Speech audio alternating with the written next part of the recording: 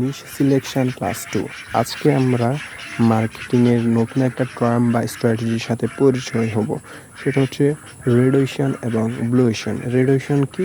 Red ocean হচ্ছে যে business সবাই করতেছে আমিও করতেছি, যেমন অনেকে অনলাইনে শাড়ি বিক্রি করতেছে, সেম জিনিসটা আমিও করতেছি।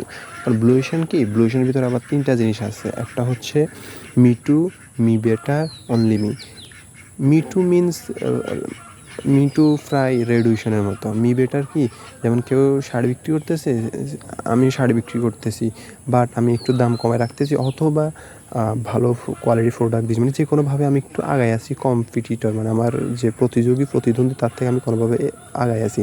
আর অনলি মি হচ্ছে যে বিজনেস শুধুমাত্র আমি করছি আর কেউ করতে না। যেমন উদাহরণ হিসেবে আমার ইবুকটাই, আমার এই বুক আমি মনে করি আমার এই প্ল্যান নিয়ে আগাইলে আমার মতো এরকম কেউ ইবুক মানে যারা বিদেশি স্টুডেন্ট বিষয় নিয়ে যেতে চায়, কেউ এটা ইবুক বাংলাদেশে রাখে নাই, মানে সেল করতেছে না। অনলাইনে বিজনেস করলে একটা লাভ কি, আমি আমার ইচ্ছা মতো দাম বাড়াইতে পারবো, আমি আমার ইচ্ছা মতো সব কিছু করতে পারবো, এরকম আর কি ব্যাপারটা। Thank you so much.